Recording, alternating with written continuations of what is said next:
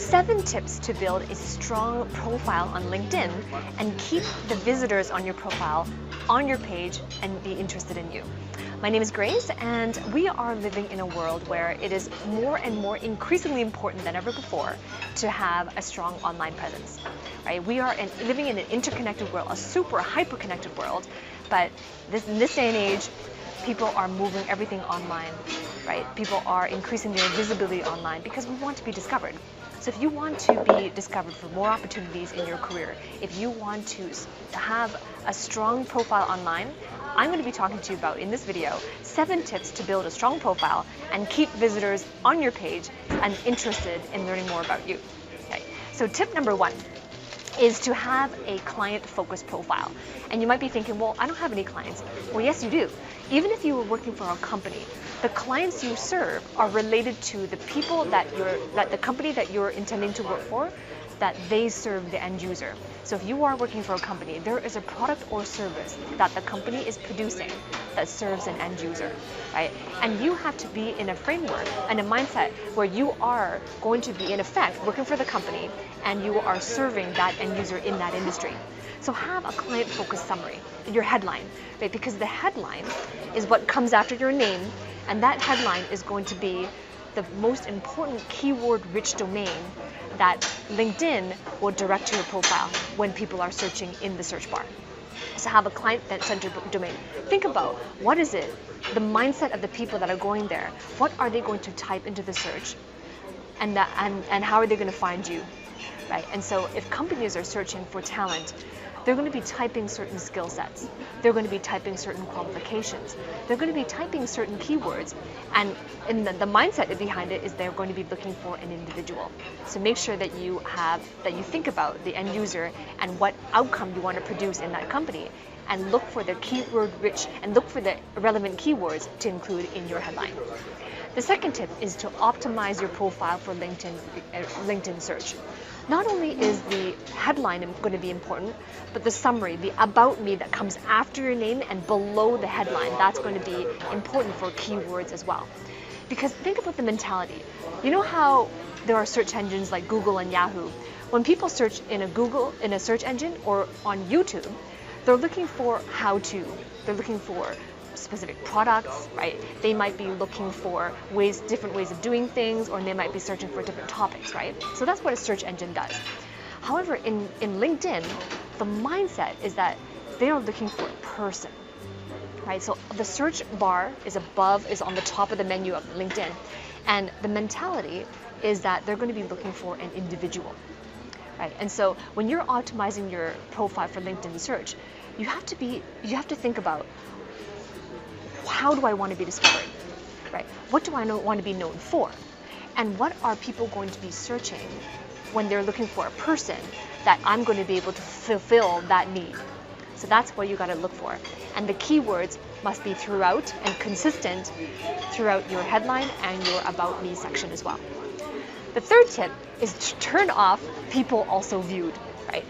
If you log into your LinkedIn account, you're going to see, and you look at someone else's profile, on the right-hand side, so for you is on this side, on the right-hand side of their profile, you'll see a headline that says people also viewed, and there's going to be a list of other profiles as well.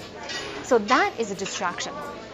If someone lands on your profile, and you can Google yourself, open an incognito browser and look at your profile, does it show the people also viewed section? If it does, it's going to be a distraction because people are going to gravitate towards those profiles and click away from your profile. So what you want to do is you want to turn that off. And there's a setting in the LinkedIn privacy where you can turn that off, and then therefore they will stay on your profile. So that's the third tip. Tip number 4 is to have a click-worthy headline. So what's a click-worthy headline? I talked about the keywords before. What also is click-worthy is if you talk about credibility. Talk about how you are an authority. Maybe you are a best-selling author. Maybe you have helped companies to go from 0 to 1 million and beyond. So what are some achievements that you can put in your headline that are click-worthy, right? That are attractive to people who are searching for an individual who can do what you can do. So So that is tip number 4. Tip number 5 is to have a clear call to action. So what is a call to action? A call to action is when you tell them exactly what you want to do, what you want them to do, sorry. You tell them exactly what you want them to do.